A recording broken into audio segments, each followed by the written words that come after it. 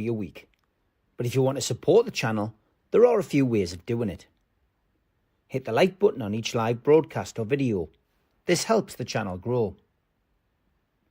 Hit the subscribe button and select the all notifications option. Hit the thanks button to buy a super sticker. You can do this on the live chat too. You can also join our Patreon page or buy us a coffee at the link in all of our video descriptions below. We are also looking for sponsors. If you want our latest advertising rates and how you can get involved, then email John at nufcmatterspodcast1892@gmail.com. Thanks for watching.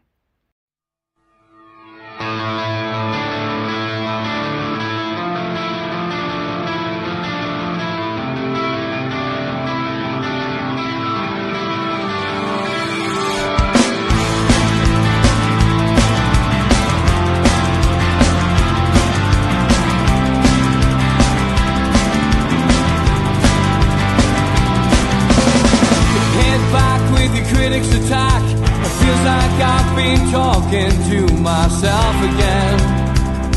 But it's the only way you're ever gonna learn. You look back and it's all in the past. I'm dwelling on the thoughts I cannot say to you. If I don't say the words, then maybe it's not true. And it feels alright when they come and say to you, you're the only thing that makes us all believe.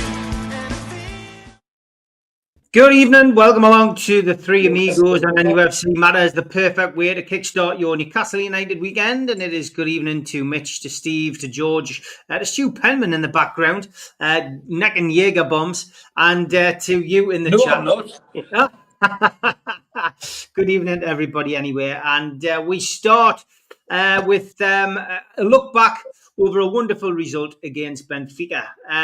Jose Mourinho and all, George, a great result. And our Champions League form is rather good at the moment since that Barcelona match, which we didn't play too badly at either. Well, it's not just that. We're demonstrating what makes me so optimistic. I mean, I'm dressed like this because, as you know, on Monday night, one of the fans forum members said I was delusional. Well, I'm showing how delusional I am. This is me normally, and add this to it. You know, that keeps it going. What's interesting was he didn't just call us delusional. He had a scale of delusional. He had Donald Trump at the top, George Mitchell second, and Stu Penman third. Now, I'm pretty good company, that, isn't it? I mean, yeah, we're right, George, weren't we right?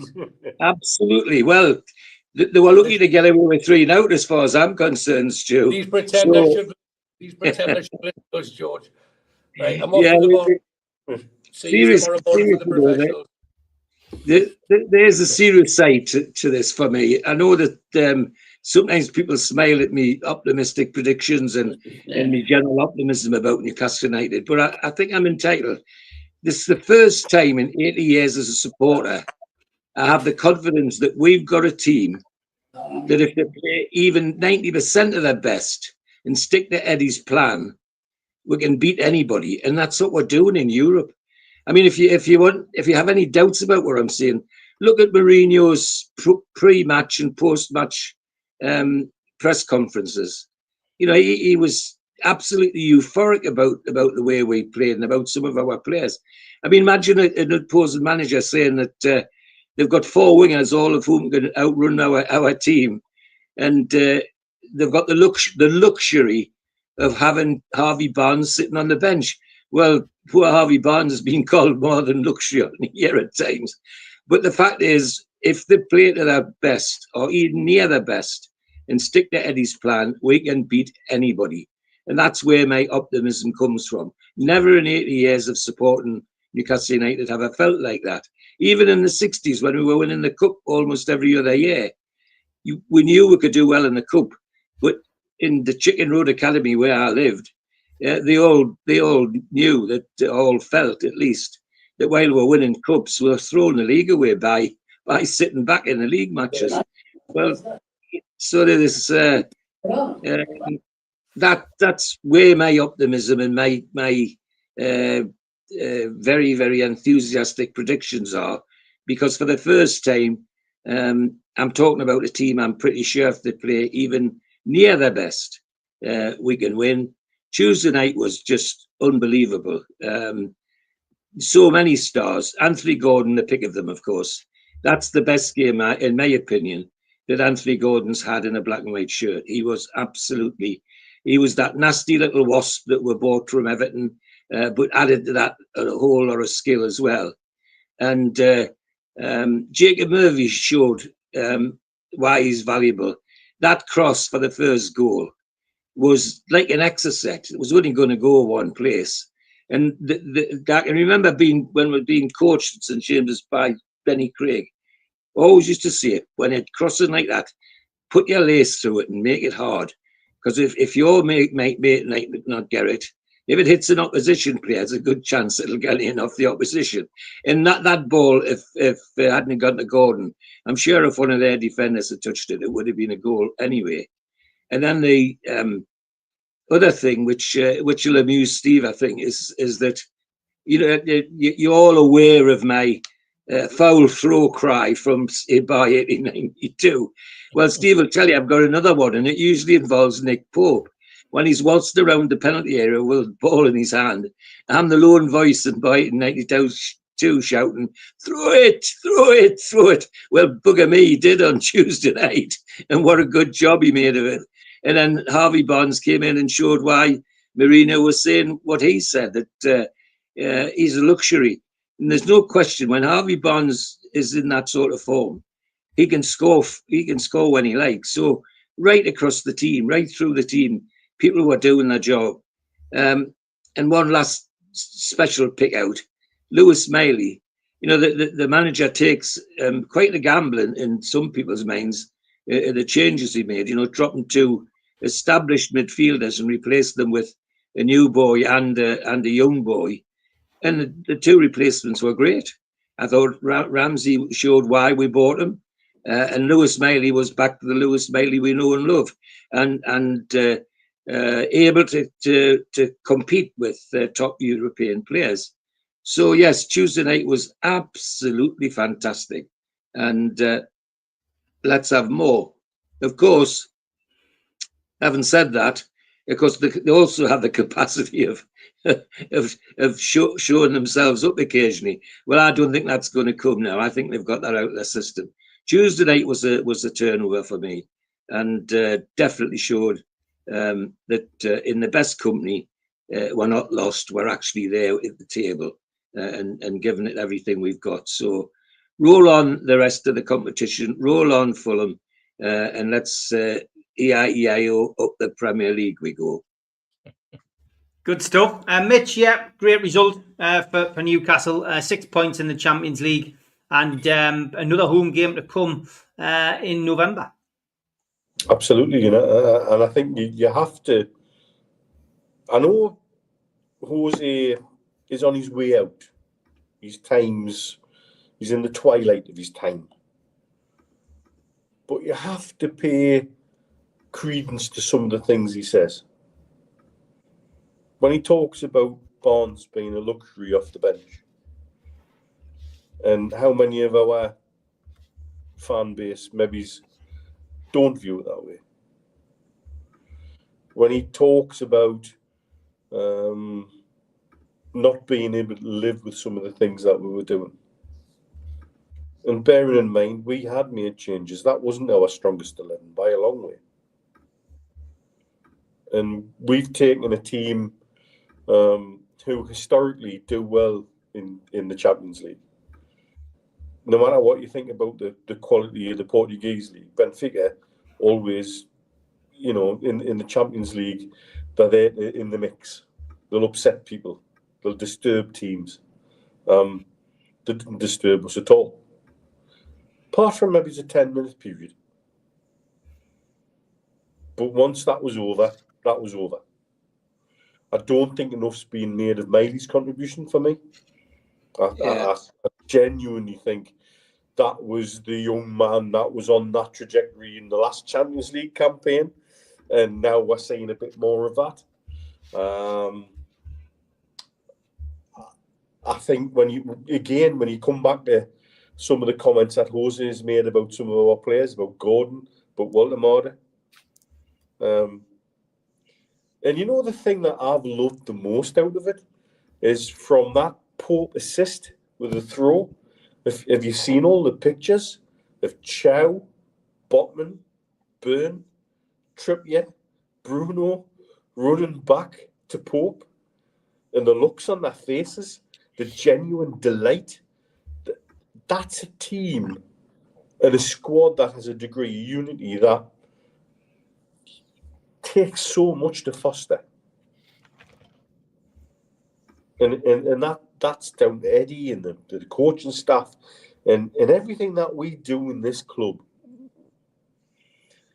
And if you want to look at any moment that says how together we are as a club, look at the reaction. Look at the reaction pictures. Look at the celebration.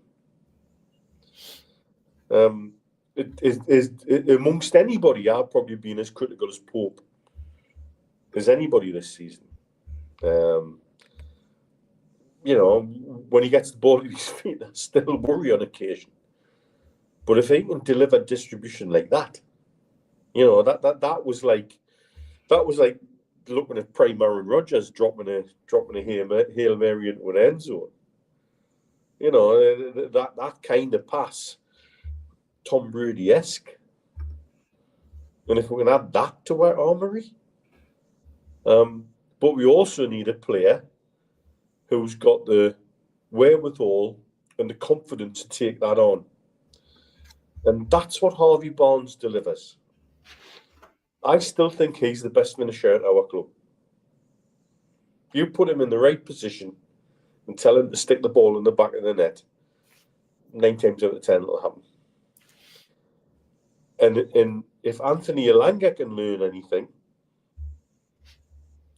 make him watch what Harvey Barnes did for his two goals through the week. Because Elanga can do that for us as well. And probably at 5 mile an hour quicker. But he's got to have that confidence. And he doesn't look like he's got that confidence. Whereas Barnes does it for fun. And I think as a squad, we are still improving. We have more to add. We can go into this Champions League campaign. I think one more win and we can relax a little bit in the Champions League. With this new format, it plays into our hands a little bit. Yeah. We're not going to be worrying about a bloody penalty against PSG away, but whether we're going to go through to the next rounds or not. It would be amazing to get that bye into the next round after that. But let's just keep the lid on that. Let's not get too excited. Let's just make sure we go through the qualifying rounds. And as a club, that's as much as we can ask. We're still ahead of the curve.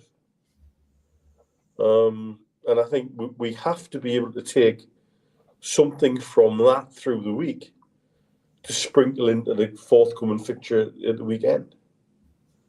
But the biggest thing for me was that togetherness as a squad.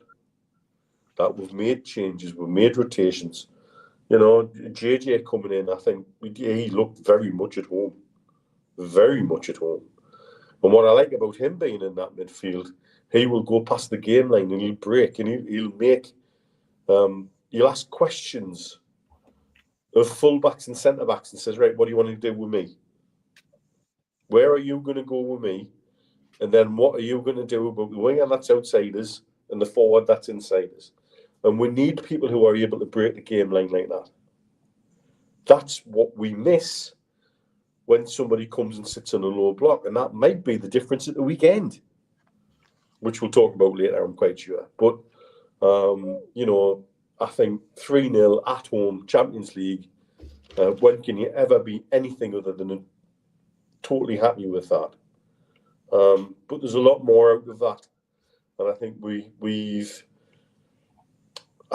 made Europe sit up and notice a little bit.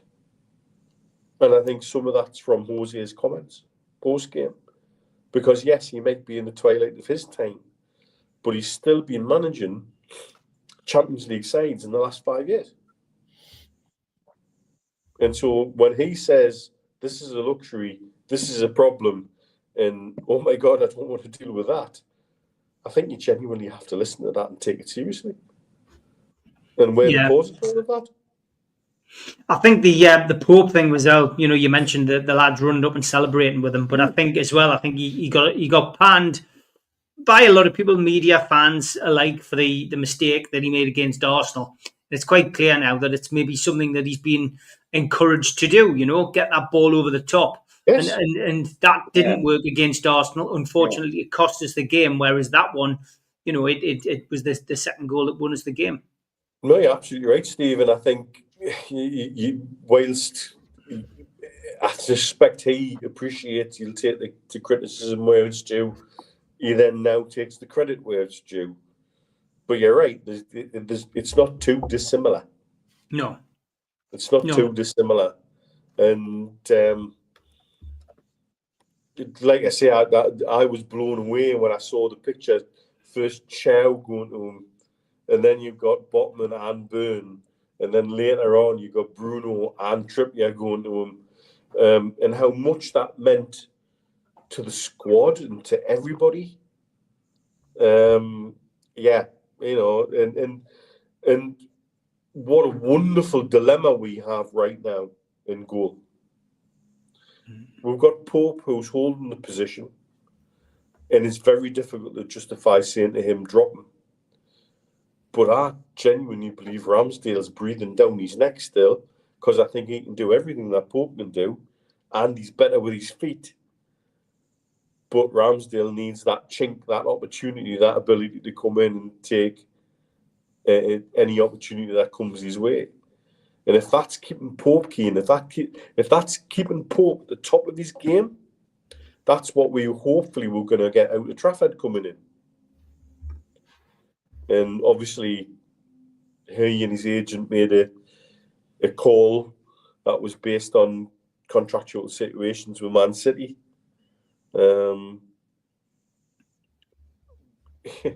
Again, comes back to this, sometimes what you want and what you need is two different things, isn't it? Got to agree with you and your dad as well about Lewis Miley. Great performance, and I think I don't think enough's been said about him, mate. I don't. I mean, I praised him after the background, just doing stuff in the background, tidying up and distributing and getting it back across, and doing that sort of patrolling across the midfield, and there's not enough being delivered to it because he wasn't outstanding in a sort of a attacking role. He wasn't outstanding in a making a killer pass role, but by God, he went about his business very effectively. Yeah, the biggest compliment you can pay him is we didn't miss Tonali, we didn't miss Joelinton, and that's the biggest compliment you can pay the kid, because Benfica aren't the Benfica they were 10, 15 years ago, but they're still Benfica. They're still a lot more experienced in the Champions League than Newcastle, and they're still managed by one of the best managers in the world. And they've got a lot of players, they might be in a transitional period, but some could say we are. And Miley, playing in that midfield at the age that he is in a Champions League game, didn't look out of place. He was fantastic. And it's good to see. It certainly got over his injury concerns and worries. And it gives Eddie some great options. That's what it gives, Steve. So coming to you, mate. Yeah, great result, Steve. A 3-0 win. I've got to be honest. I mean, I would never call George delusional, but I went for a more conservative 2-0 win. I felt it was I felt it was achievable to beat Benfica, no doubt about it. But I wasn't confident of a large win. But we could have had 4, 5, or 6, really. Yeah, 2-0 must be semi-delusional then, Steve. But, I don't know. I'll check Alan's chart on Monday. Yes, I'll see he's got a 0.5 on it as well. You know what? I thought that the performance was one of the best if not the best performance we've put in this season. I thought that was the best game I've seen Lewis Miley play, and I'm not one of those who has been sort of shouting for Lewis Miley from the rooftops, but I've got to say I was very, very impressed. You're right. He patrolled that midfield in the same way, I thought, as Elliot Anderson had been doing for England. To allow Rice to move forward, that meant that we could have Bruno moving forward and Ramsey moving forward. Good comparison, Steve. Good comparison. Yeah, and playing that sort of extra 10 yards further forward and supporting the two wide men and the deep line centre forward that we have. So all in all, I thought it was a great game. Going to Pope for, well, the Pope situation's an interesting one, because hadn't he just been voted into the sort of management team, if you like, of players? So the leadership group, yes. That's right. He's now part of the leadership group. And that says an awful lot, because obviously if he has been getting, or we know he has been getting a little bit of criticism from the terraces and in newspapers about his performances, but I think that goes to show the unity that we have in the squad. And I think after the disruptive summer, I think that what we showed on Tuesday night was that we are no longer affected by that. We are no longer going to be able to use that, or will use that, as any form of excuse. We're not crying into our pillows. We're not panicking. And I think that showed right across the team. I look at Gordon. I thought Gordon was back to his best. That this is the Gordon we want to see, picking the ball up and running with it, not picking the ball up and having to play it back inside or playing it back to a fullback. For once, he really, really attacked, and I think that's the first time he's put a performance in like that for Newcastle for what a good 4 or 5 months, and that's including sort of the back end of last season. What Pope showed was two things. One, there are definitely no issues with his shoulder. We can guarantee that after the way that he threw that ball. And secondly, thank God he used his hands and not his feet, because that ball would not have landed where it was if he'd kicked it. I think we can all guarantee on that one. I think Bruno put a captain's performance in. I thought he led from the front. I thought the pace of the game really, really helped us. I thought we were on the front foot, and I thought we dictated the pace. They tried at times to slow the game down, but you've noticed all our free kicks, so our quick free kicks. Bruno, when he was brought down, he's immediately wanting to take the free kick again. Sometimes it's a part of his game or part of our game that we've criticised our players for taking quick free kicks when they then sort of fizzle out because we haven't had players in position. But I thought keeping that momentum going really, really caught Benfica out. It had them on the back foot. It had them wondering what was happening. And maybe the referee helped us in that respect, even though it was a bit of a stop-start game at times. He did allow us to take the quick free kicks when we wanted to. I thought defensively we were very, very strong. I thought we now have a partnership in Chiao and Botman that is going to be very, very difficult to shake off. I think Shaw maybe might come back into the team on Wednesday night for the Cup, just to give perhaps Botman a bit of a rest. But apart from that, I think that's probably the only opportunity that either Shaw or Byrne will get when the two fullbacks are fit and when the two centre-backs have really nailed down those positions. It's going to be very, very hard, and that's going to be some decision for Eddie to make. Let's talk about Harvey Barnes, though. You perfect attitude, perfect way. You come on as a substitute, score 2 goals like that. Absolutely superb. But everything about the game just to click into place for us, and that's really good going forward. We've got to now take this into tomorrow's match, obviously. But it was a European night. There was a quiet sort of atmosphere beforehand, but there were plenty Benfica fans in the pubs, and they were all friendly and they were all chatting, and there was some good crack going on in the Strawberry and among them. And I thought that it's nice like that you're proud to be a Geordie, you're proud of your team, you're proud of your city, and you're proud of your fellow fans, because I thought that we got behind the team at the right time. I've seen criticism, but we're going to have this all the time because we don't sing for 90 minutes. But sometimes it's not possible. It doesn't matter to me. I like to concentrate on what I'm watching on the field, and I'm not going to stand there and jump about like some crazy Slav who's got his back to the goal the entire game and stuff like that, as we tend to see in Europe. So let's not get too hung up on the fact that that it can go a little bit quiet. It's going quiet because we're watching the match. We're enjoying what we're seeing when we're absorbing it. That's the way I consider it. And as for Mourinho, I said before the game we would have a charm offensive. And I said afterwards we would probably have him, or during the game we would probably have him acting in a certain way. He didn't quite live up to my expectations in the way that he personally performed. But if you want to hear anyone give a charm offensive about Newcastle United and about Sir Bobby, there's only one man around at the moment who can do it, and that's Jose. And like him or loathe him, and I like him. I enjoy listening to him. I enjoy watching him. I enjoy his antics. And the respect that he has, as he calls him constantly, Mr. Robson.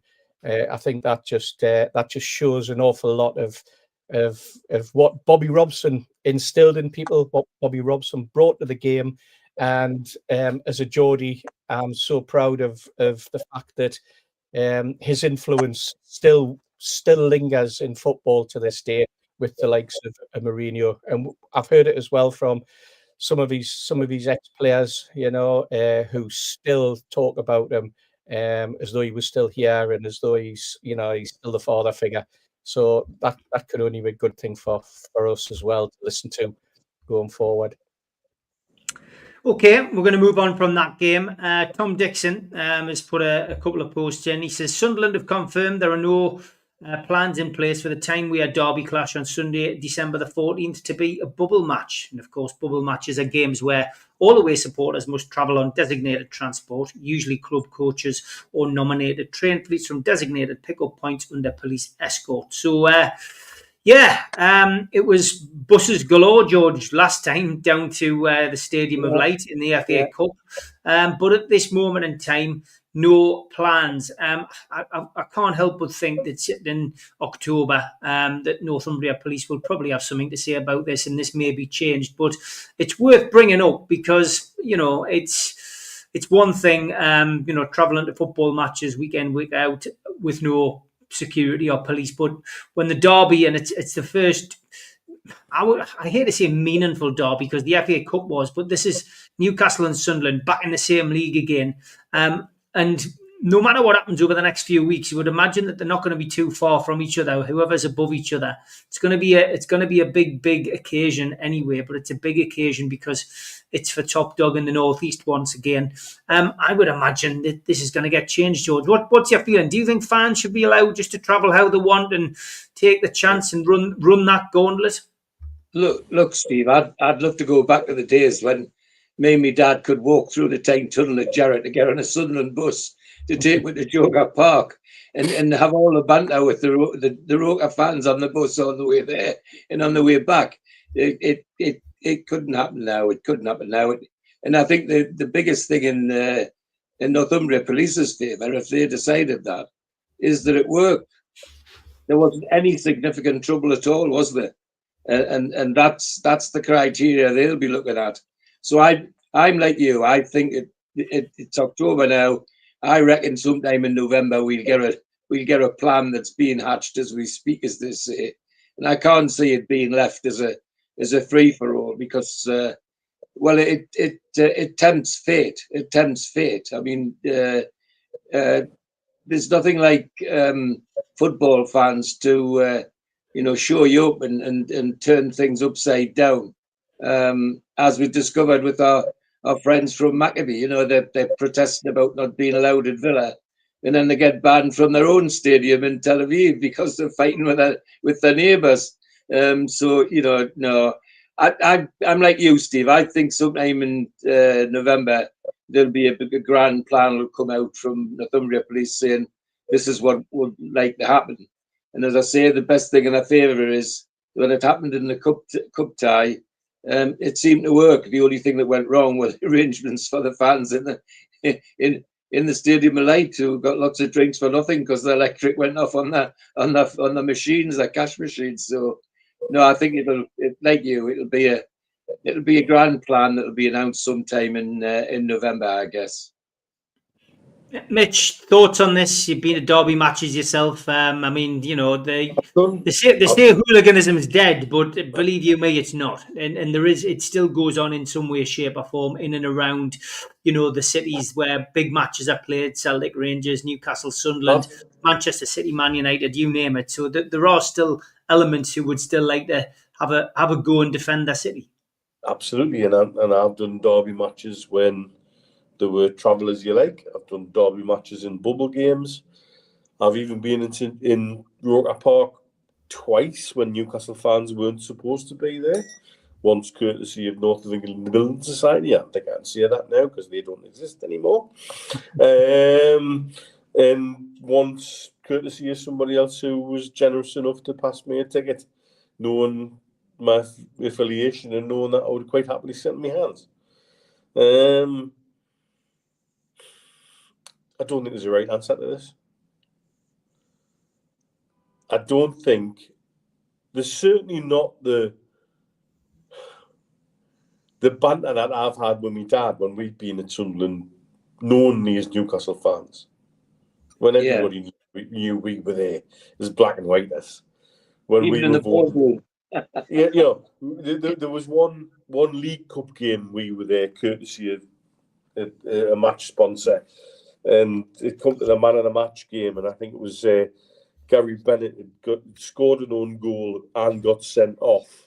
And it come to the sponsors man of the match, and there was 2 votes for Gary Bennett, courtesy of me and Mr. Mitchell Senior. And I think that went down like a fart in a spacesuit, but it was taken in also in good humour. I don't think we can do that anymore.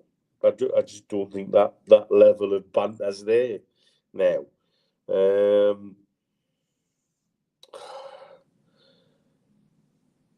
I certainly think Northumbria Police will take control of this at some stage and say no. Because, let's be really honest, football fans are still demonised by many parts of society for some of the things that they're just not responsible for. And so, an opportunity to create a non-bubble match. I would love a non-bubble match, and I would love a non-bubble match to go ahead with minimal amount of interruption and minimal amount of problems, because I think genuinely it shouldn't. But I think it would. I think there's certain things in there which aren't, for me, historically part of the rivalry. So I can't see Northumbria Police just allowing that to happen. And bearing in mind how militant our ticket officers are about away ticketing, loyalty points, and ID checks, do you think they're really going to let that go like that? Because I think if you do, you're barking up the wrong tree.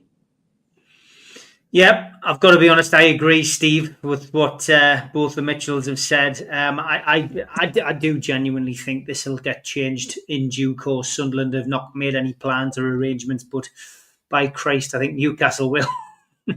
I think, I agree. I think it'll be a bubble match. I think it'll be, escorted there. I think they escorted back. I think they, after the cup match, I think it was, in the eyes of both clubs, that arrangement was quite successful, and I think they'd like to repeat that. It keeps the headlines away from anything that could go wrong on the terrace or on the journey there for individuals or small groups. I think that the Police and Crime Commissioner will probably have a little bit of an input. I think the regional mayor will have an input. We'll have MPs all sticking their nose in. Government ministers, some of them of whom they are from down on that neck of the woods as well. And we'll suddenly see conversations aplenty about the pros and cons of it. The one thing I would say about it all would be, well, how many tickets are we going to get? And B, how many tickets is the club going to distribute to fans that will need them to be bubbled? Because every game that seems to occur now, there seems to be less and less tickets made available for away fans, and of course there's that other extreme of where the tickets are going, from a corporate point of view. So I think it'll be a bubble game. I think both clubs will be happy with that. And is it, other than having to be at St James's Park for a 2 o'clock kickoff at 9 o'clock, which for me is a little bit overkill for the amount of people in the organisation, and then the way that they travel. But is it better to be safe than sorry? And I think that there's going to be an element of that'll get thrown into the mix. It is easier for the police as well when and they'll use every excuse in the book, penny pinching, the costs, everything, you name it. There'll be all sorts of reasons. But the truth is that probably both clubs and the police will want it to be a bubble game anyway.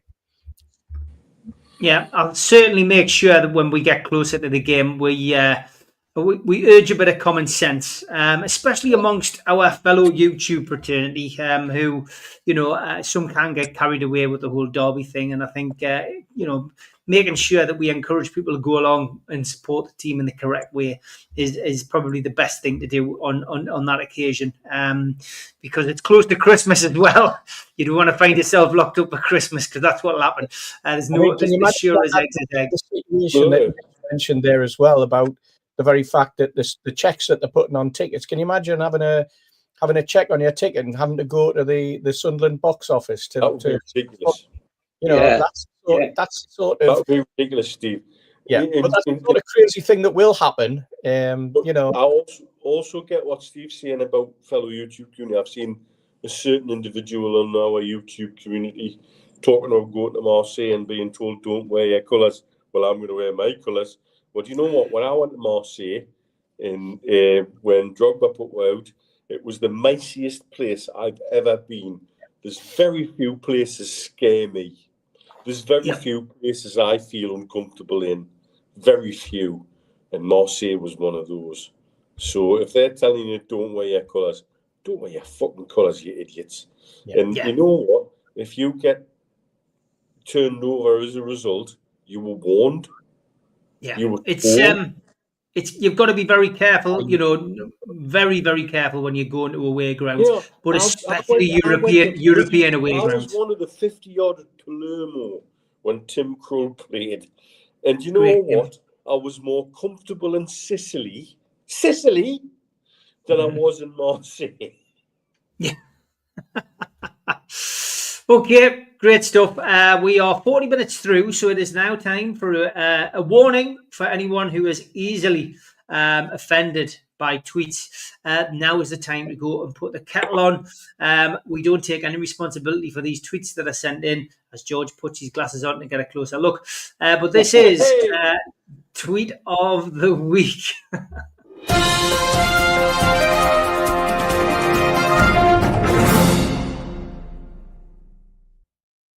And as I say, a disclaimer, we don't produce these ourselves. These are sent in to us. So if you are easily offended, please leave the room now. I thought I'd start with some jokes. I was sat on the edge of the bed last night, pulling off my boxers, when the wife said to me, "You spoil those dogs." That's just a warm-up. And my wife comes out the bathroom after a shower, stark naked, and walks into the bedroom. She said to me, "Babe, shut the curtains. I don't want the neighbours to see me naked." "Don't worry," I said. "If the neighbours see you naked, they'll shut their own curtains." Oh, dear. And lads, I'm going to go and watch a Scouse tribute band tonight. They're called Took That. Hey. A few signs. Underwear must be worn with kilts when wind speeds exceed 25 miles an hour. And Halloween's on its way, folks. Don't care how much candy you take, but if you've got a hot single mum, leave a number. Love, your future dad. Smooth talker. the MF restaurant. Wow. And hot service, do not touch. Do not touch must be one of the scariest things to read in Braille. Mr. Bit, the window cleaner. It took me a moment as well. And another supermarket one. It's the most American grocery store aisle you'll ever see in your life. Beer, pizza, potatoes, guns, Bibles, and sweatpants. Cheers, Jimmy. Somebody having fun down the park this morning? Hey. I wonder if I could find it. And I don't want to party like it's 1999. I want to go grocery shopping like it's 1999. When you're in. And it is good to see, people finding. They always say there's somebody for everybody. Congratulations, Jim. But there's no arguments in that house. Reminder to always check their homework. To relax, my mum likes to drink tequila and sing. It's brilliant, isn't it? And we've often been sent dodgy football tattoos. I had one of Sam Fender this week. Wow. Jeez. Canny Chanter. I mean, it's, I don't know. Maybe it's the other tattoos that was, I just don't get it. Anyway, but yeah, thanks for that. We've all been in this predicament, I'm sure, when the toilet stall door doesn't have a lock on it. Oh, God.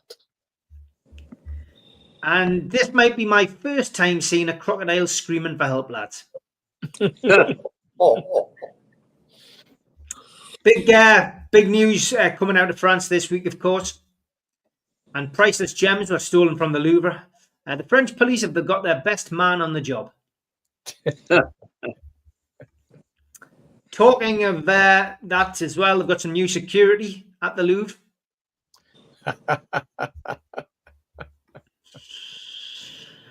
And I had to fight some kid for this at the pumpkin farm today, lads. Yeah. Christ. Oh, dear. And an astonishing fact for everyone, sharks don't know that beans on toast exist. Oh, right. There you go. And something from the Daily Daphne, we'll get a few of these. Local Chinese restaurant fined for having their lights too bright. The manager, Dim Sum, was unavailable for comment. Oh, yeah. And Mel Brooks wore a prosthetic sixth finger while leaving his handprints on the Hollywood Walk of Fame. Classic. Very Brilliant. Mel Brooks. Very Mel Brooks.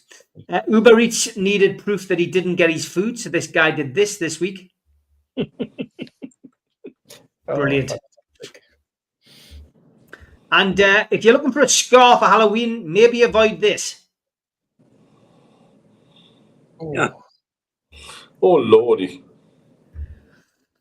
Newcastle is officially the most porn-obsessed city in the UK, apparently, according to the Metro this week. Oh, right.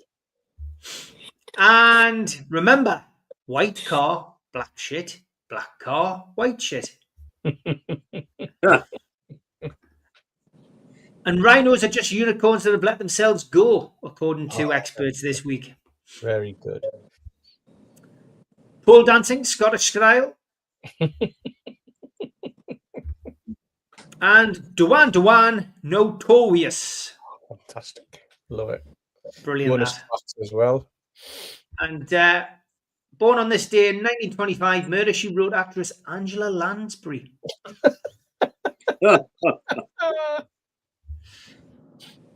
And Ozzy Osbourne, the Prince of Darkness. Oh, it's great, that. Great.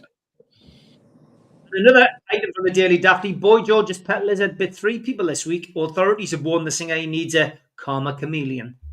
Oh, You didn't dear sing me. it. No, I didn't. Told me mum about something very serious and told her not to tell dad. She told me dad and then told him not to tell me.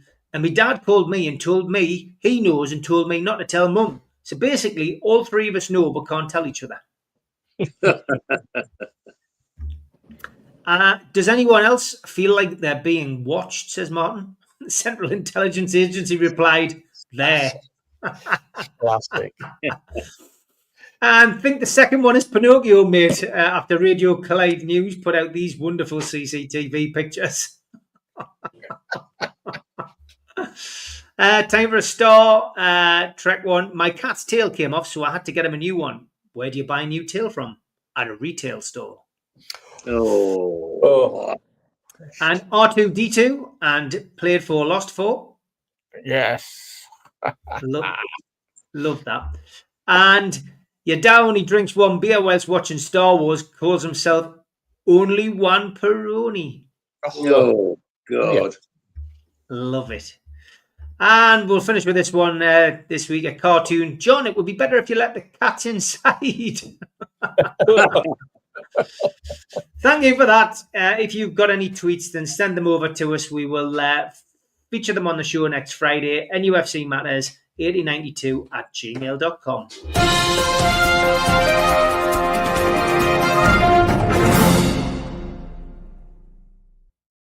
Thank you for them. Some great ones. We are talking about the bitter Dutchman. Steve, I'll start with you.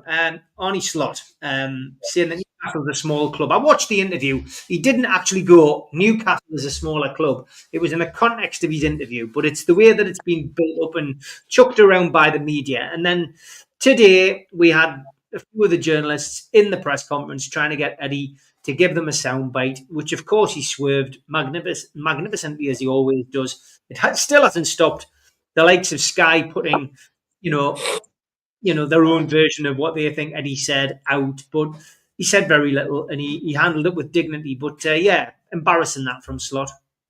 Yes, and it's been embarrassing from Slot for the last 2 or 3 weeks, hasn't it? This is a man who last season seemed to have lots of grace and lots of dignity. And hadn't won anything. The minute he goes and wins the league, he suddenly turns into thinking that everything should revolve around him and his team, and everyone should be kowtowing to him. Everyone should be bowing at his feet. He's made Mourinho, the big head, seem like a sweetheart in comparison. Some of the things that he's come out with this week. It's more it's his attitude. He's this egotistical. He's turned into a proper Dutchman, hasn't he? Let's face it.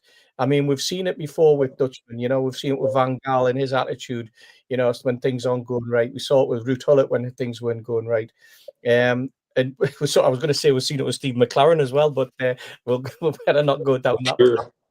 Yes. But that's what he's turned into. It's bitter, and I think he's under immense pressure because of the purchases that he made in the summer who aren't coming good yet. I think there are fans questioning him over in Liverpool and around the world. They're saying, well, you're not paying Ekitike yet. He's your best signing, and yet Isak, who you paid 125 million for, is just not producing the guns. And now it looks like you've bought a pup, and there's all sorts been going on. I mean, we can look back and with hindsight and say, look, Isak shut up shop in March. We knew that he had this injury at the start of last season. We knew that he was carrying an injury. The number of games that we watched last season where he played and either came off once Wilson was fit and they brought him on for half an hour, and then we saw Isak go off after 65, 70 minutes and put in lackluster performances where we all said he's carrying an injury, and that was our excuse for the performances that he was putting in. And now we see that he apparently does have an injury. How they didn't spot this problem during the medical, and I'm sure that that'll be the next path that they'll go down. They'll be looking for compensation. I wouldn't be surprised if you suddenly heard Arnie Slot saying that they should withhold payments on him and daft things like that, because that's the next stage, isn't it, in discussions like this. And but he's coming over as bitter, he's coming over as twisted, and I think it just goes to show that even winning the league doesn't protect you from pressure. And you're right, I thought Eddie Howe handled it magnificently today. We know that the press were going to try and bait him, they were going to try and get him to bite because they want something to go back to at an Arnie Slot press conference later on in the day or later on in the weekend or next week. But Eddie was, absolutely superb. Just as it flew in, he just stepped back, hit it down into the slips and just moved on. Absolutely great. But we've seen an awful lot of that type of dignity from Eddie at press conferences over the last 2 or 3 years. He handles himself really well. He doesn't get stifled. I don't think I can recall him ever getting angry at a press conference or showing his anger to a ridiculous question, or when we haven't, even when he had that spell right at the very beginning where the results weren't going his way. He never got flustered. He didn't get angry with the questionnaire or anything like that. So that's the respect that he has for himself, respect he has for his own club, and the respect, I suppose, that he has for some of the press people with some of the ridiculous questions that they come up with, Steve. Great response, as we expected, Mitch, from Mr. Howe. But what did he make Slot's comments?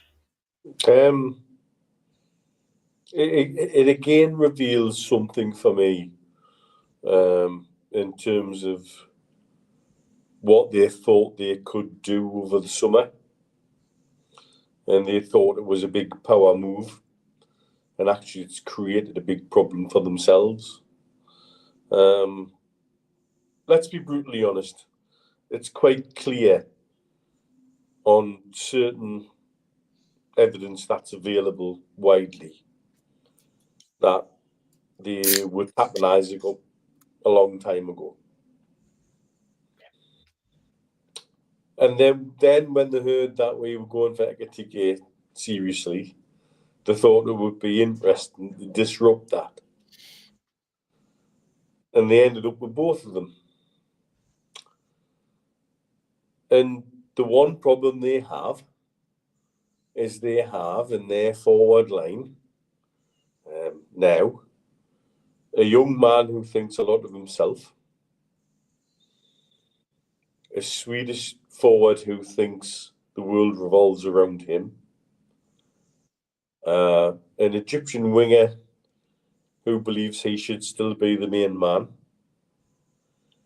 a Dutch winger whose nose must be right out of joint, and an Italian forward who's probably one of the best of the lot, who's not really wanted.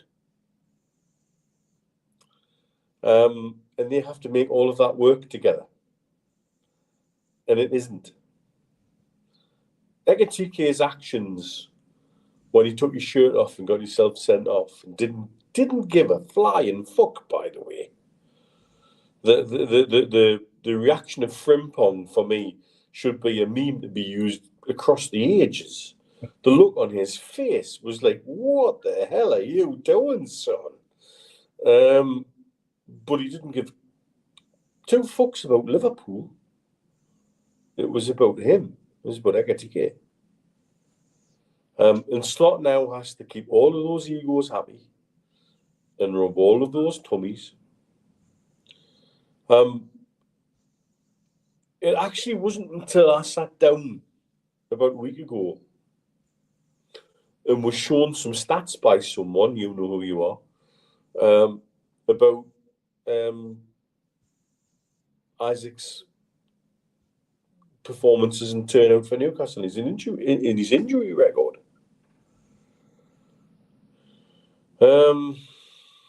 I don't think we can sit and say, yeah, we knew it was going to be a problem, so, we've got loads of money because he was going to be an issue. But certainly injuries have been an issue, and recoveries from injuries have been an issue, because he's also been somebody who's been happy to listen to alternative solutions from doctors outside of the club. Sven Botman. And those alternative solutions have not always brought results. And now they're worried. Slot's reaction is classless. Absolutely classless.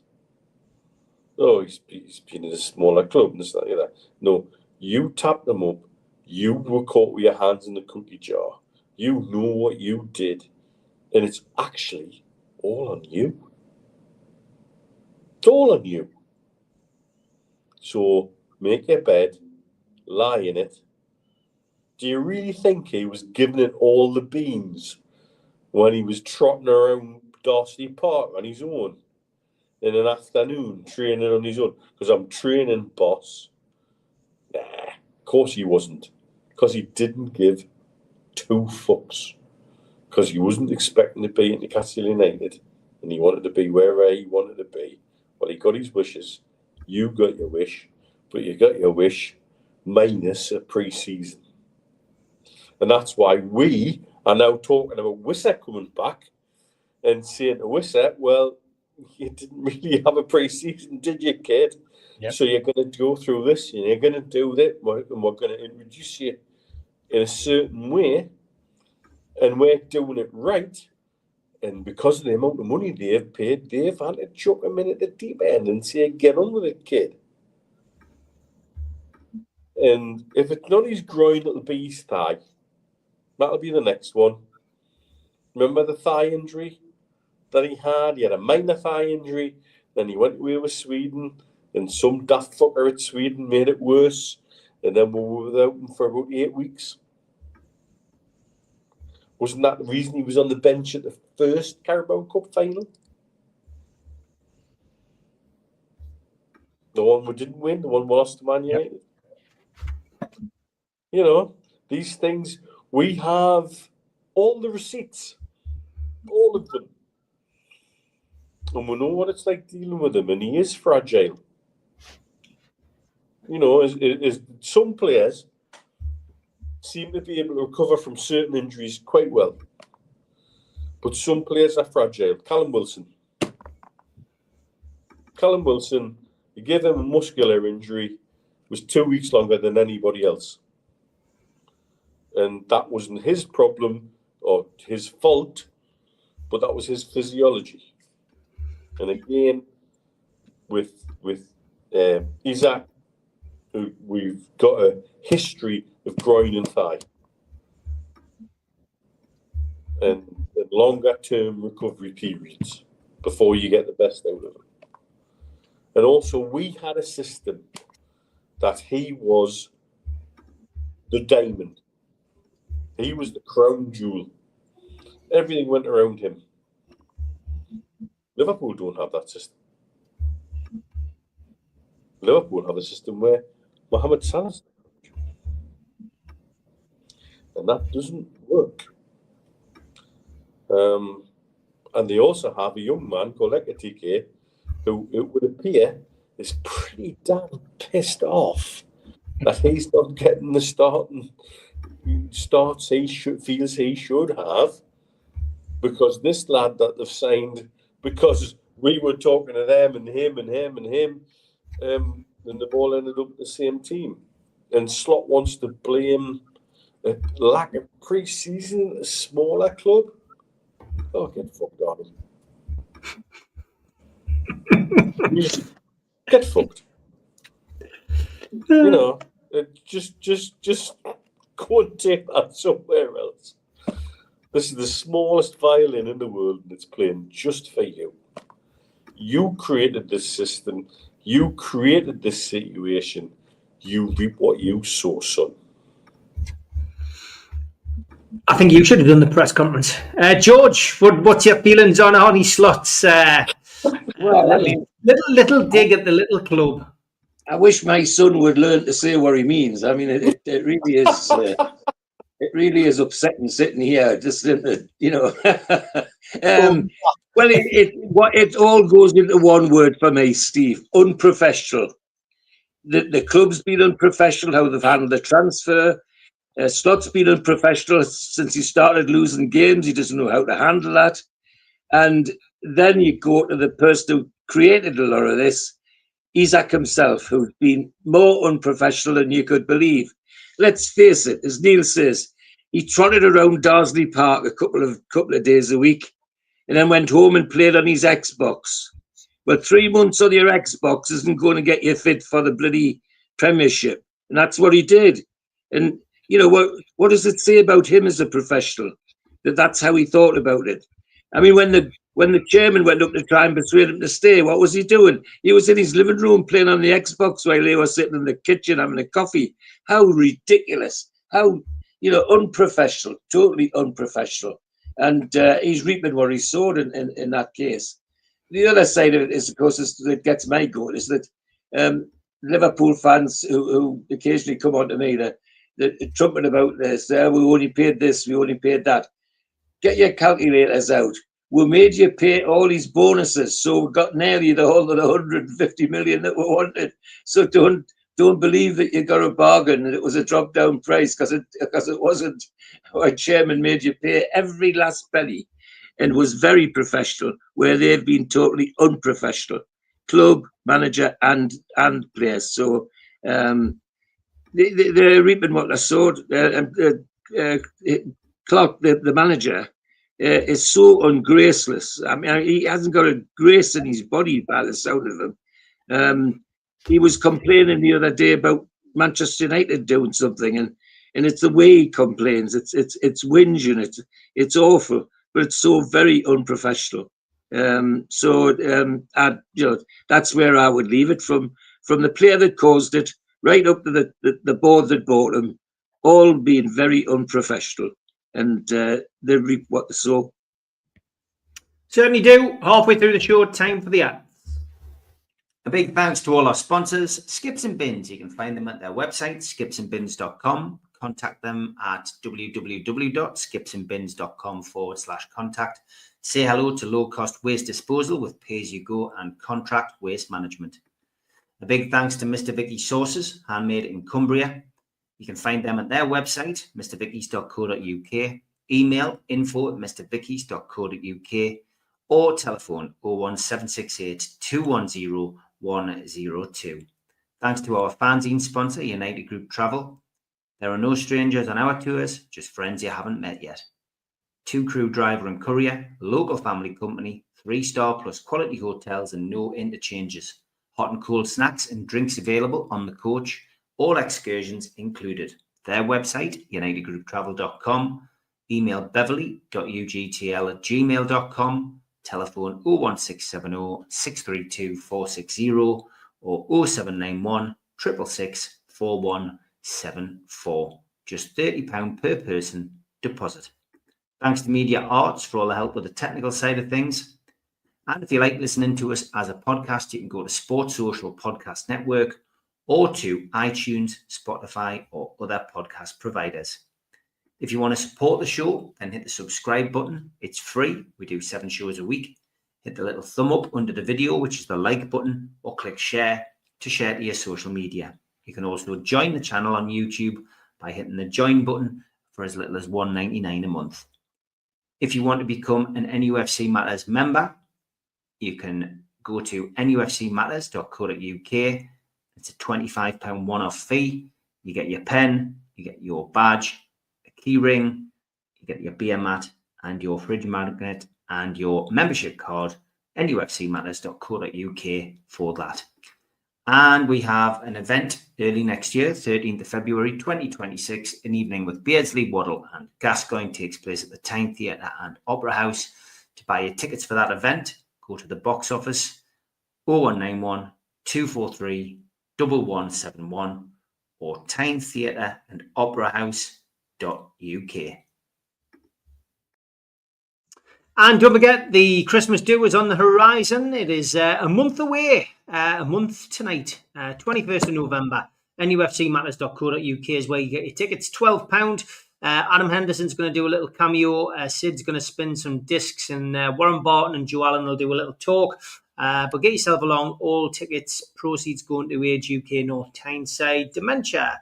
And in the new year, 2 back-to-back events, Supermac and Gibbo at the Irish Centre, and Peter Beardsley and Joe Allen on the 23rd and the 30th of January, respectively. Get yourself along to the Irish Centre. But tickets available for both those events now available on Woucher. So get yourself onto Woucher, make a nice Christmas gift for somebody.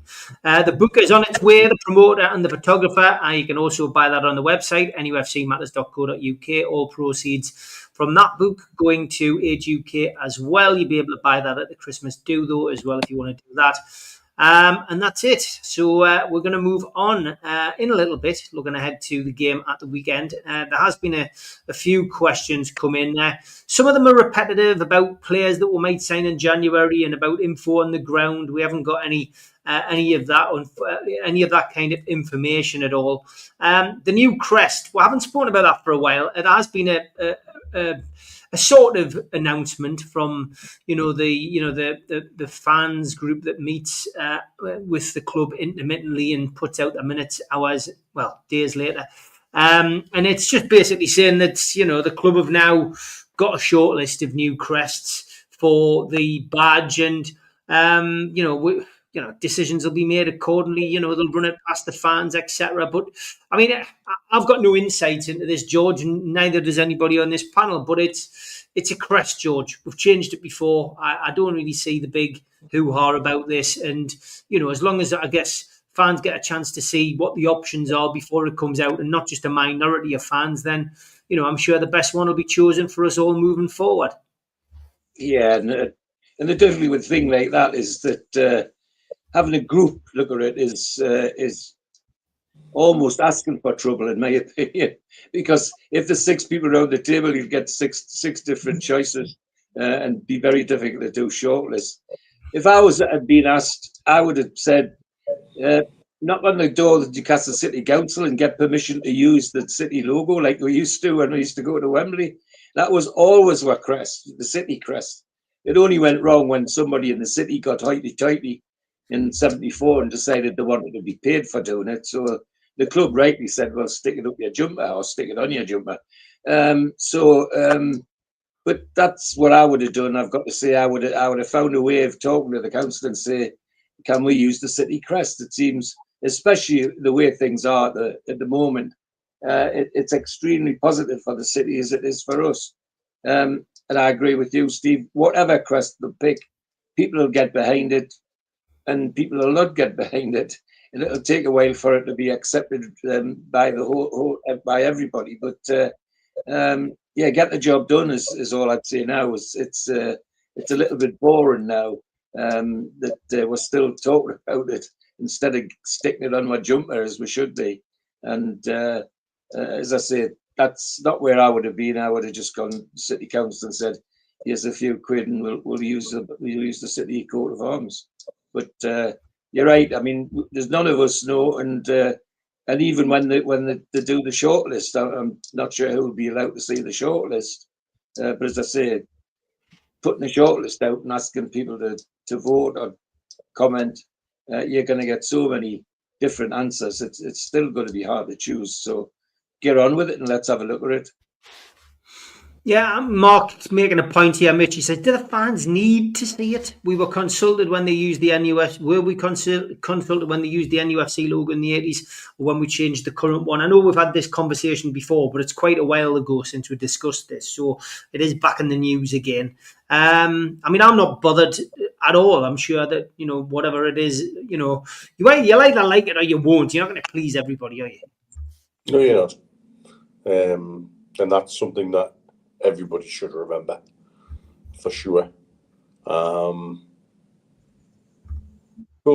where do I go with this? Okay. It's in the 5 minutes. It's quite clear from the 5 minutes that they're creating an echo chamber. They're quite happy to have guests from the trust sitting in on the meeting. So the trust gets their little echo chamber echoed. I don't know anybody who's been reached out to from anybody from the FAB, either as an individual or a group. So how can you canvass the wider opinion if nobody is reaching out? From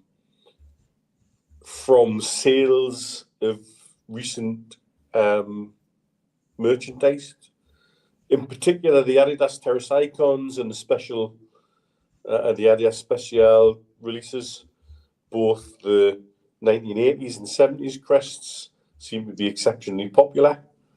And both of those crests tick the boxes of what they wanted from a new crest in terms of simplicity and easier to produce and easier to print, because by God, Adidas has printed fucking enough of them over the last God knows how long.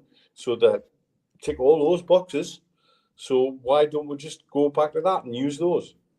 And we use the 3 logos, and we'll have the seahorse crest is the main one on the home kit and the top line stuff, and then use the 70s and 80s around everything else. Why do we need a new one? We don't. Will that be brought up? I don't know. I suspect they're too busy in the fab talking about rainbow bloody laces. But that's another matter as well. It frustrates me that I don't understand where these opinions are going to come from and how they're curated. And are they curated properly? Because again, if you want to go with the trust, they've got fewer members than we have subscribers to this channel, and they have fewer active members than we will have views on this video by this time next week. So how can you take that as a genuinely active and interactive opinion? It's just an opinion from a small group of the fan base. And how do you reach out to the wider fan base to make them feel included in the changes like this? Because changes to the club crest are potentially controversial.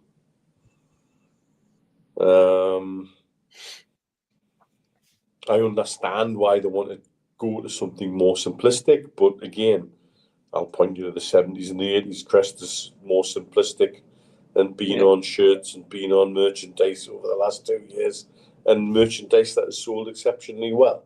So why do we really need to do that? It's such a weird situation for me, because again, it's stressing about something that's actually part of the minutiae. And the point made is quite correct. When that crest of the 70s was changed to the NUFC, when the one on the top right was changed to the one on the bottom left, I wasn't consulted, neither were any of us.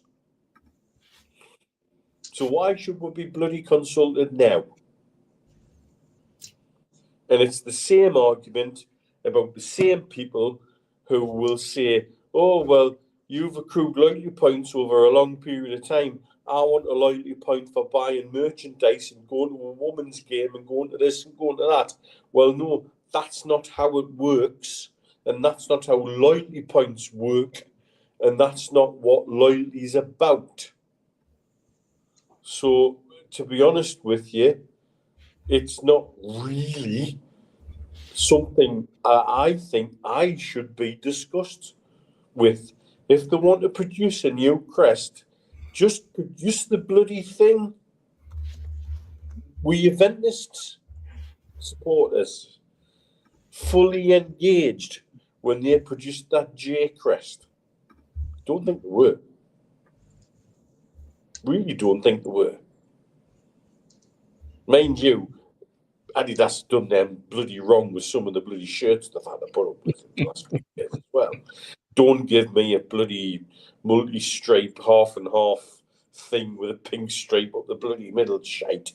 You know, but at the same time, do you think their ultras were properly consulted when they went to the J crest? Don't think they were. Could it be Adidas pushing for the new crest, or do you think it's the club? It's the club.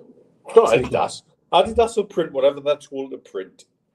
The only thing Adidas will have, which I think Steve will agree on, is a deadline to have that design by a certain time. If you want a new design, I want to have that by this date so I can send it to the printer and put it on the new stuff. Yeah? Yeah. They'll also come back and say things like it's a complex design, so there's a little bit extra cost. Yeah. It's a little bit more difficult to print. It's difficult to embroider. There's more, it'll take long to embroider if we want to do it high quality. All those excuses will come from Adidas, and they're thrown at the club because it's their way of saying the club not going to get as much money, Ultimately, they will not give a flying fuck. Oh no. Whether it's a bloody magpie with a champagne cork up its arse or whatever. No. If the club say that's what it is, that's what it is. Yeah. Yeah. And you will get designers and the creatives who will say, "Oh, it would be much better if." And that's why we've ended up with an all-white one, for example, on a black shirt or a black tracksuit top, or we've ended up with an all-black one on a white tracksuit top or a t-shirt. And that's purely the airy-fairy designers trying to come up with something that's different, something that marks it out as something that they have put forward. Moving away from the norm. You look at what Adidas have done with the various ranges with other clubs, and I think the easiest one to go to is Man United. With Man United, they've had the traditional Man United badge. They've had a 70s, maybe 60s, 70s badge, and they've had the Red Devil on its own. Yeah. On other things. Yeah. And that's the kind of thing they're obviously wanting to do with us. Yeah. And they've done similar things with Ajax, with different sort of eras of the Ajax crest on certain things. So the Ajax Terrace Icons range has an older school Ajax badge. They've even got an older school Ajax badge that has links and connotations to bloody Anne Frank. And so that they're taking that badge and applying certain degrees of history to that, which, absolutely, totally. But at the end of the day, they'll print whatever they're told to print. It's nothing to do with Adidas. Okay, interesting stuff. Always causes a debate, things like that. Dave Avery, good evening. He says, why don't you use the NUFC Matters logo? You had a massive effect on the future of our club. Thank you, Dave. I think that'll go down well. Yeah. Say, Steve, I think Arsenal with the cannon as well. What they've done with Arsenal, they've done a few different things with Arsenal. Yeah. And they've had cannon-related logos, and they've had more modern badge-related logos, and they've tweaked loads of stuff with Arsenal as well. Absolutely right. They've done the same with Arsenal. Yeah. Yeah. I think what you came up with in terms of how we go about choosing was a very valid and interesting point. As part of this sort of new sort of what is it going to be called, the looking after the governance of football, the regulator. As part of the regulator, the club has to go and speak to fans, and that's just this is just ridiculous. Just becomes tick box, doesn't it? Well, exactly. And that's how they'll play it. It just becomes ticking a box, and we've made them happy, and then that actually, and this is something that I think I would say to everybody on the fab. Are you genuinely being valued for this? Or are you being used to tick a box? Exactly. Because if you're being used to tick a box and you feel that you are not being valued, you've got to do something about that. Onus is on you. And what's it going to end up like? It's going to end up in case to lose that tickets deal. Yeah, it's going to end up like the colour of the inside of Dennis and Neville's hut, isn't it? Because we're all going to get a vote and they're all going to end up with a totally different colour. Nobody's going to get the colour that they went for. That's right. And everybody will end up with something that will say that's not the badge that they voted for. It's genuinely a problem because the introduction of this regulator won't solve the problems. No. Won't solve any problems. Just make more problems. Look at what's happened today with Sheffield Wednesday. They've got into admin today because their owner is a twat. Let's be honest. And he's just decided, I've stopped putting money in, not doing anymore. I've had enough. there you go. And it's been coming for a while. And the same people in football who let him in will now not do anything about sorting that out and just claim that it's not their problem, it's the club's problem. And the people who will be asked to help out at the end will probably be the fans, asked to put their hands in their pockets to bail them out with some sort of buyout. It's ripe. If there's any Sheffield Wednesday fans, please go and talk to Bill Corcoran. He'll tell you how we can put together a fans buyout, which is totally legal and totally satisfies the Financial Services Authority, etc. And if you want to talk to me and Mr. Hasty, we'll guide you along the way as well about how that can be possibly happen. But you know what it is? We shouldn't be doing this. This should be football doing this, and they're not. And in new football regulators, and one of the do this either. And one of the oldest and proudest clubs in the country. Well, isn't it wrong? Absolutely disgraceful. I suspect it might come back as a pre-pack, and a certain person down in Sherbrooke might pick it up. That's the way I think. Absolutely. And do you know what? And then you'll get this thing where certain people are saying, "Well, it's better than nothing," and we've all been there, and we know what it is. And it's not. It's genuinely not. But if it ultimately a club like that, is it the devil you know and all of that? I just don't know anymore. It's going to be him, or it's going to be him or a crazy American who also owns clubs in France and in clubs in South America. Don't. Yeah, you're right, man. Yeah. Can see Texter going to Sheffield Wednesday, says Blue Rhythm Boy. Lots of people. He's got so much of that shit to sort out before he does that. He'll get nowhere near Sheffield Wednesday at the minute until there's certain other things he needs to tweak. And that's even with the lackadaisical attitude of the Football League to the owners and directors test, which that's a sham compared to the Premier League's owner and directors test, which is still shit. Do you think Mike Ashley will buy it, Mitch, says Tom? Yeah. Mm-hmm. Well, why not? Look at him. Great. Can we talk? Yeah, right. I can talk about this. I don't care anymore. Steve, how many meetings did we have with Mike? 2? There was at least 2 when he was present, right? 3, right. I seem to remember one of them he spent most of the time talking to the end of my tour. Well, it wasn't with Mike though, was it? It was with Derek. Yeah, but one of them when he was there, spent most of the night spent talking to the end of my tour. And then the second one, I couldn't keep up with him because he was on acid. And that was bizarre. That one was really bizarre. And that was all around the Yes We Can and the relationship we built with Derek. And I'll call him Derek. You know who I'm talking about. If he was to walk in here now, I'd take him for a pint. He's a pantomime villain. Don't believe everything that you read about him. I eventually got on with Derek after the first time I met him when he just about poked his finger through my chest. But that's another matter.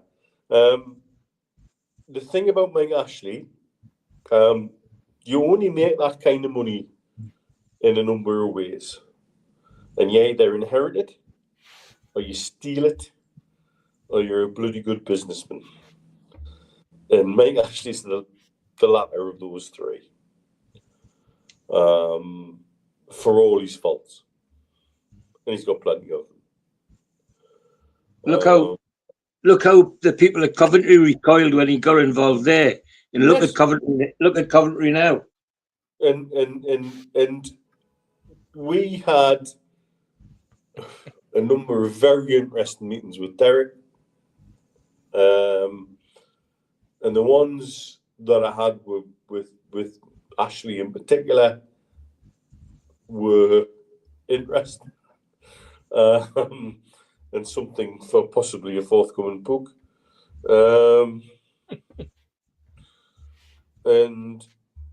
But out of all of that, he knows what he's getting himself into. Yeah. And even after I'd had meetings here in Dubai with people who were former board members of Sports Direct and a number of other things, when they used to say mate wasn't for football, no, he wasn't. He genuinely didn't get certain things, but he really is somebody who can make certain businesses tick, and he knows an opportunity when he sees it. And a club like Sheffield Wednesday, and the doldrums that they're in, I spoke to somebody out here who's connected to all the Sheffield clubs recently, and he said there's so many great German managers in both the Sheffield clubs that managed to find two of the worst. You're like, wow, and they're ripe to be plundered. They're in an absolute state. They've got grounds that are in need of development, but can still take great capacity. They've got a fan base that is still so passionately loyal to that club. The Wednesday lot and the United lot, the two sides of Sheffield. Sheffield's a proper football city. And they're in an absolute state, both of them. So if you could take one of those clubs and even make them semi-functional, you'll make money off it. And if anybody could take Sheffield Wednesday and make them semi-functional, Mike Ashley. And that's not to say he's a great owner. We can sit as former hostages of that regime to understand, what he's trying to do with the club. But for a club like Sheffield Wednesday, in the state they're in at the moment, in the position they're in at the moment, he must look at that and think, yeah, make some money out of that. And I bet he can. Is it right? Probably not. But would I put Sheffield Wednesday in his hands rather than some random Malaysian businessman with no history? And yeah, probably would. Sorry, I probably would. Because there's so many chances from this part of the world. God knows, again, a forthcoming book release might discuss some of this. By God, me and Mr. Hasty have sat and had meetings with certain chancellors from this part of the world about bigger clubs in Sheffield Wednesday. Correct? Correct.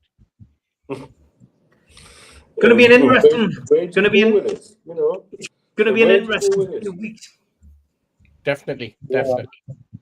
Definitely is. Going to be an interesting weekend as well. Newcastle United are back in action quite quick, of course, after the Champions League. It's what we all wanted, of course. Champions League, then Premier League and Carabao Cup, of course, next week. But we take on Fulham, 3 o'clock kickoff, non-televised, of course. Just a reminder as well this weekend that the clocks do go back Sunday the 26th. So you get an extra hour in bed after you've had a session after the match. Speaking of the media today, Eddie Howe confirmed that Sandro Tonali is still suffering from illness. He's still a doubt. He also confirmed the news regarding the Italians' contract extension. Johan Wissa, Lewis Hall and Tino Livramento are still out but are penciled in to return to play for Newcastle in November. Jamal Lascelles is available for selection after being ineligible for the match against Benfica. Just a little update on the Johan Wissa thing. He is back training with the lads. They are going to take their time with him. It's going to have a 6-week pre-season, but he will be playing in that time. So, all good news on Johan Wissa. Lewis Hall is back training.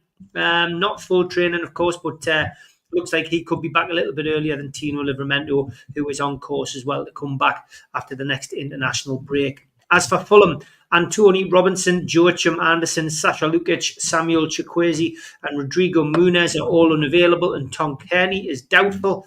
They had a free week this week, so they should be fresh and ready to play in front of 1,700 travelling away fans. Referee is Tony Harrington. It's his first game of the season for Newcastle.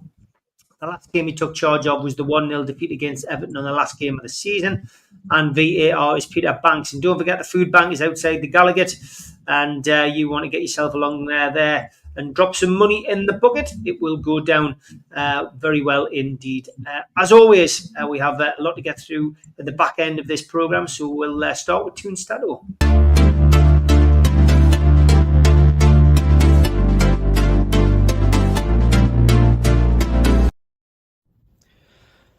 Hello everyone. After destroying Benfica in the Champions League, back to the Premier League tomorrow, home against Fulham. Actually, Fulham didn't have a win against Newcastle between 2018 and 2024, but last year they did a double over us. Actually, the last time they won 2 consecutive games at St. James's Park was back in 1950 and 1951. At the same time, Fulham these days have 3 consecutive defeats in the Premier League. They haven't lost 4 in a row since March 2024. Newcastle, however, have only 2 wins from their last 10 Premier League games, both against relegation sides or sides in the relegation zone, Notts Forest and Wolverhampton. Now, when it comes to players, Nick Woltemade started great on Tyne's side. He has 4 goals in 5 Premier League games. The only players to have at least 5 goals in their first 6 Premier League games are Les Ferdinand, Papi Cisse and Loic Remy.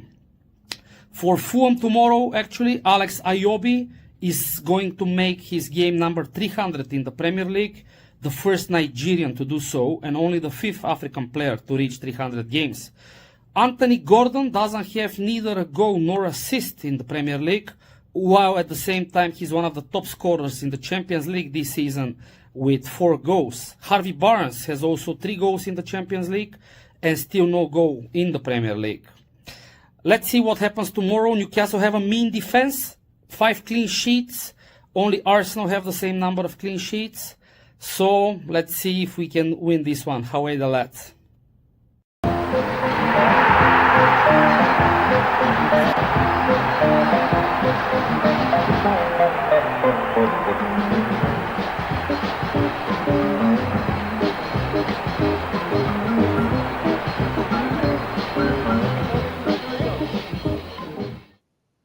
And he's come in like an alley cat through the cat flap at the back door at the end of the show. Here's Joe Walker with some tune tips.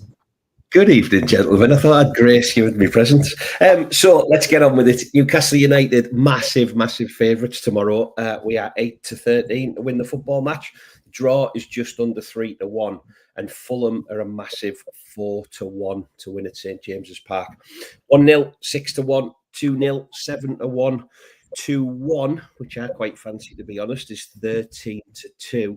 And Mr. Penman, wherever you are, 12-1 tonight for the 3-1 Newcastle. 0-0 is a huge 11-1. Ones each is 6-1. If you think we'll get beat 1-0, you can have 12-1 for that. If you think Fulham will do us. Big Nick is obviously favourite to score any time in the game. I think that's going to be the case for the rest of the season, to be honest. Anthony Gordon, who was absolutely on fire during the week, wasn't he? He is 13-8. Harvey Barnes, 2-1 to continue his goal-scoring form. Sven Botman is threatening to get on the end of something. He's 9-1, and Big Dan is 10. Wilson, Jimenez, and King feature really heavily for Fulham. Just over 2-1 if you think there'll be a penalty in the game, and 11-2 for a red card. The North East treble this week is 22-1, but that means Sunderland will have to go to Stamford Bridge and win, so stay away from that one. Just in closing, we have also got a game on Wednesday night as well. We are defending a trophy on Wednesday. We are just under even money to win the game. Tottenham are 3-1, so we're fancied in the cup as well. And if anybody's interested, we're 5th favourites to keep our trophy, and we are 8-1 to win the Carabao Cup. Gamble responsibly, but put it on Newcastle. 5th favourite, ridiculous. Yeah, Joe, because you've just come in, we'll start with you tonight. So yeah, this game is big because it's home. It's the middle game of the 3 we've got in a row. It's a Premier League game. Where Premier League form's been stop-start compared to a Champions League form of late. So this is a huge game, and of course Fulham did the double over us last year, so there's a bit of a revenge mission there. But Newcastle have got to find their feet in the Premier League and keep in with the runners and riders, haven't they? So what are you expecting tomorrow? Do you think Eddie's learned his lesson? Because I think at Brighton he messed around. He didn't change the team. He went with the 30,000 mile men. He went with the Brunos and the Joe Lintons. Has Lewis Miley convinced him, for instance, that you can trust the lad in that position no matter what game? Has Anthony Gordon done enough to suggest that he's discovered the form that he's got at England level and Champions League level to do it in the Premier League? And there's a lot of decisions to make tomorrow, and rotation's the key, I guess. But what would you do, and what are you expecting result-wise tomorrow? What would I do? I guess you'd have to leave the same side that played extremely well, particularly second half in midweek, wouldn't you? Do I think Eddie Howe will do that? No, I don't.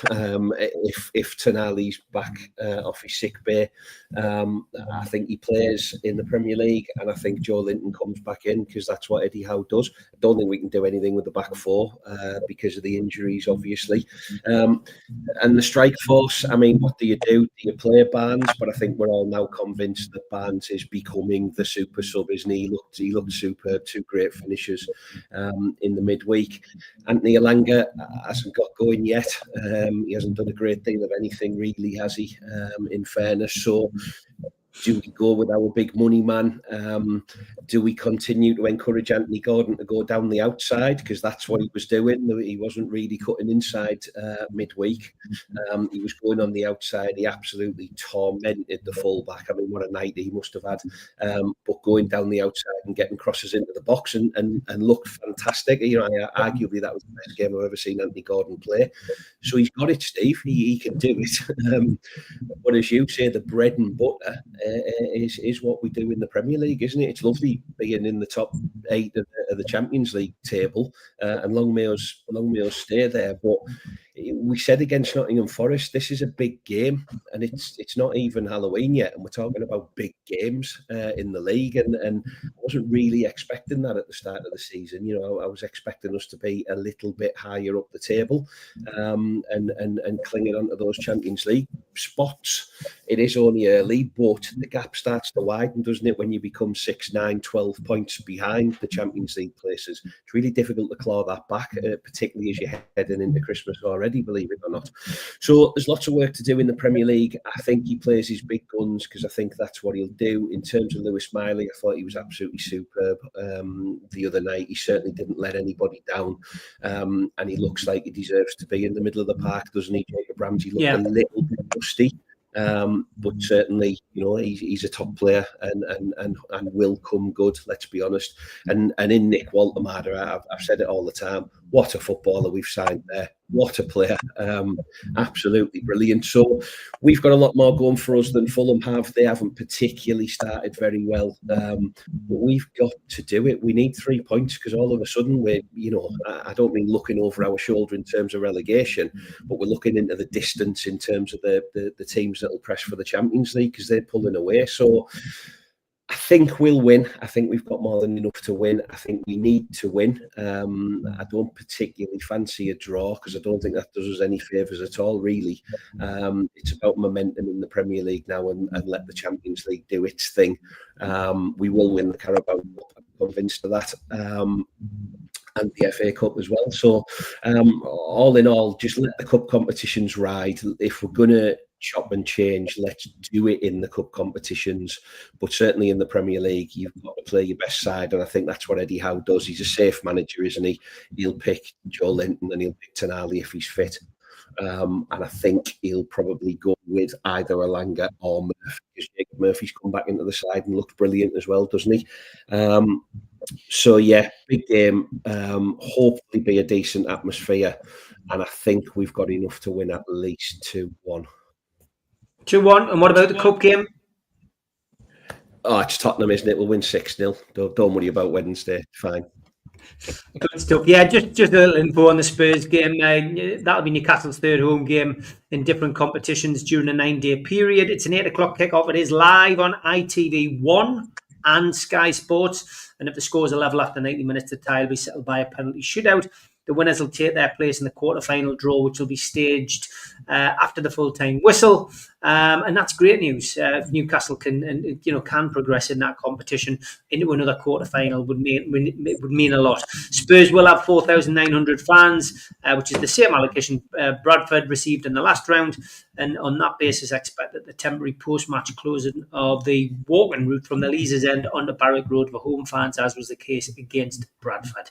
But that is in Wednesday. So, Mitch, 2 games to cover. First of all, the big one tomorrow against Fulham, the Malcolm McDonald derby, and then the Spurs game. But Fulham for you first, mate. How do you see that going? These were the games, if anything let us down last season, it was this kind of game at home. And I think if we can show a bit more resilience, better organisation and determination to take 3 points, we'll take 3 points however they come. I'm also quite chilled on team selection. I think certain players like Miley have done enough through the week to say we should be comfortable with them fulfilling a role. We shouldn't have to put pressure on players. Like if Tonali's still feeling under the weather, say right, sit on the bench. Thanks for turning out, but we don't have to rely on that. I would love to take Harvey Barnes' mentality when it comes to finishing and going forward and put that into Anthony Alanga. I think that combination would be quite scary, to be fair. Alanga seems to have all of the pace and all of the ability, but not necessarily the confidence. So it would be nice to see him take something from the game at the weekend as well. From a point of view of how it goes, we genuinely need to be looking at 3 points this weekend. I don't think that's a unrealistic expectation. I think we will do it. I think we'll do it by 2-0. I forgot the dice today, so no dice, unfortunately. Sorry, Tom. Just my opinion. And then Spurs through the week, Carabao Cup. We're defending the Carabao Cup. It's something I think we'll want to defend. Depends on whatever 11 Thomas Frank throws together. And how scary his eyes are from the dressing room.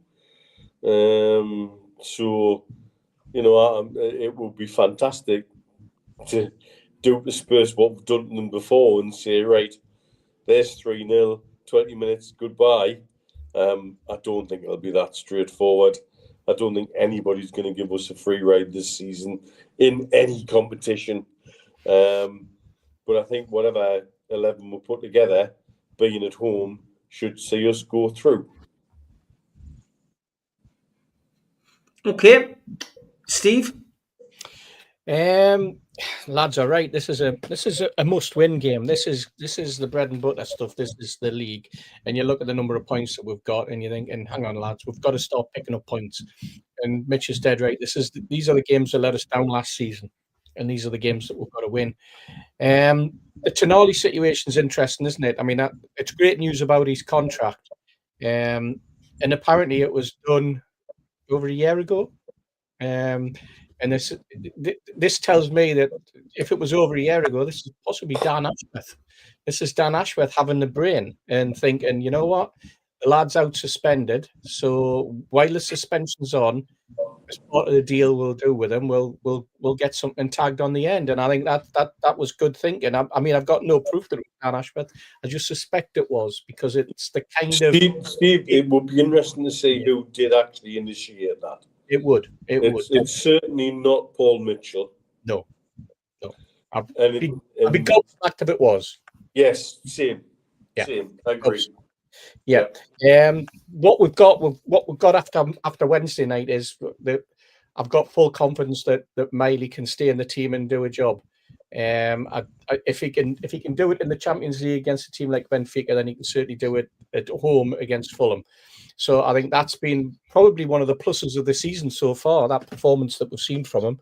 The question is, do we risk Joe Linton, who I thought came on and was immense in that little cameo half an hour, as was Barnes, or do we keep it the same and have Joe Linton coming off the bench, because he has been carrying an injury for what looks like since the start of the season, to be perfectly honest.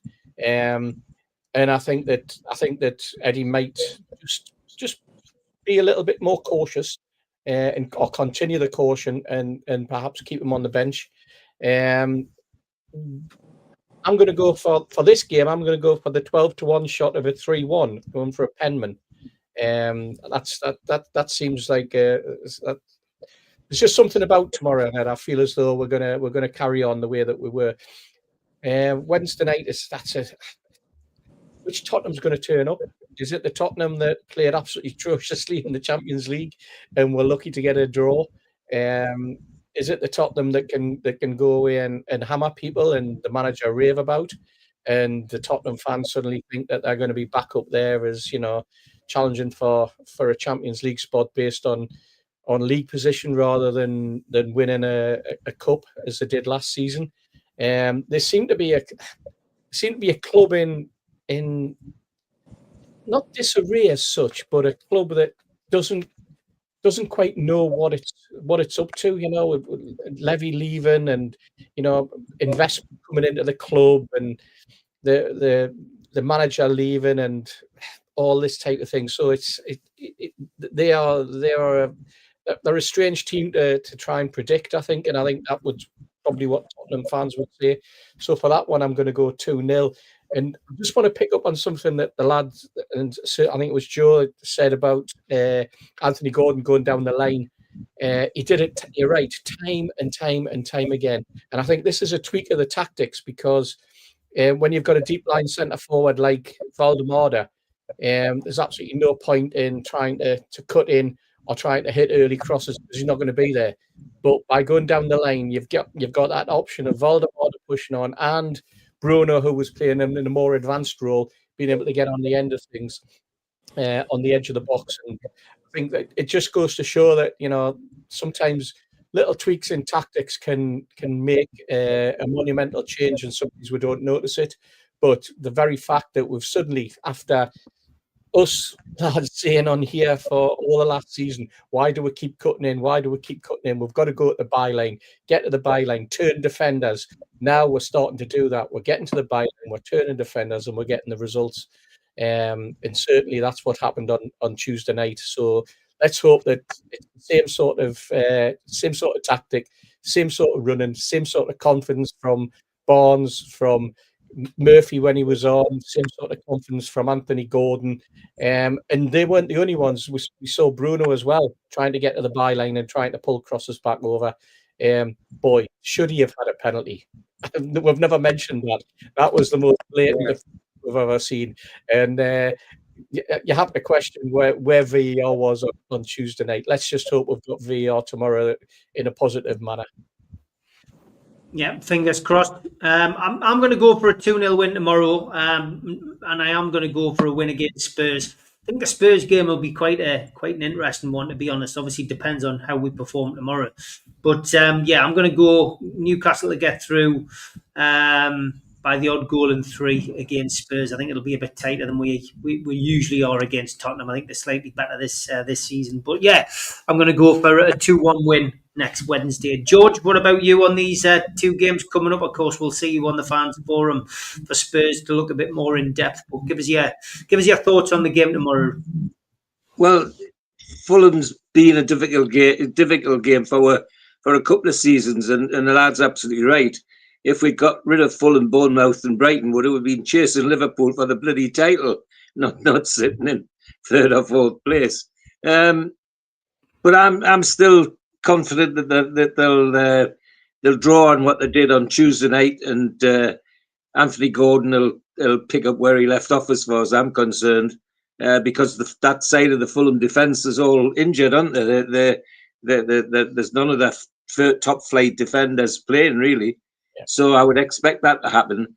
My choice would be to pick the same team, frankly, and let his reward for Lewis Miley and when you signing for what they did when they came on. They didn't let us down, and so. But I think Joe was right in saying, well, yeah, just because we say that, there's no way that Eddie Howe's going to think like that. He'll do it his own way. But I think we'll take Fulham. Actually, I'd see what you are saying about Gordon going down the line, but I'd take you back to look at the third goal. It was when he cut in and went down the middle and played a nice 1-2 with Valdemada that he was able to play Barnes in for the third goal. Yeah. So it's about mixing it up, and I think he got the mix right on Tuesday night. So let's hope he does it again. I'm interested to see that one of our bugbears against Fulham is Kearney, the big midfielder who seems to always save a good game for playing against Newcastle. But I don't think that will matter tomorrow. I think we'll get on top and stay on top. And my forecast is a delusional 3-0, I'm afraid. So there you are. It took this to heart. He has. No. If I'd taken it to heart, I would have kept telling everybody it was Alan. It wasn't me. It was Alan, really. So we'll see what Alan says Monday. We've got time for one of these folks.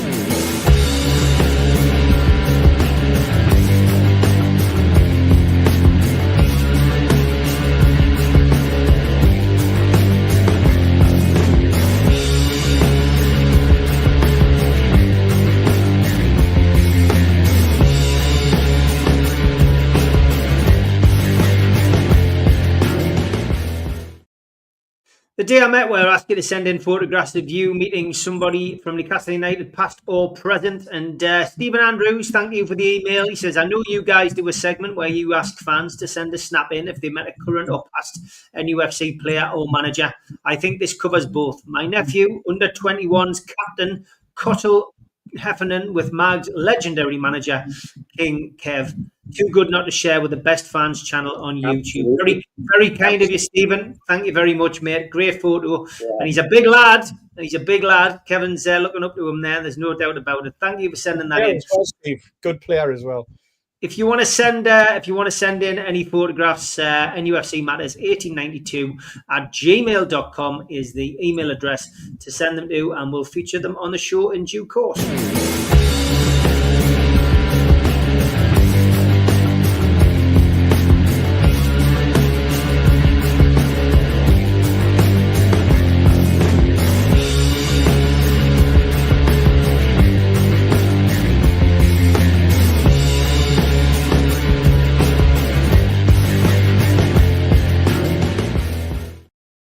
Thank you to everybody watching tonight. We've had a big audience, 800 watching on Facebook, LinkedIn, Twitch. Now we're on there, Twitter, and of course, good old-fashioned YouTube, where we've hit 53,700 subscribers, which is always much appreciated, but never taken for granted. Thank you very much. So that's it. Back in the morning, early start. Mitchell need matchsticks for his eyes after his session tonight. 9:30 with the professionals. Mitch and Stu will be in the same room. Probably do, I think we're doing an hour because I've got to get away early for the match. So tonight it is thank you to George, to Steve, to Mitch, to our backdoor man, Joe. Hopefully his timekeeping will be better next week. I know you were working. Take care, everybody. Bye-bye. Bye. See you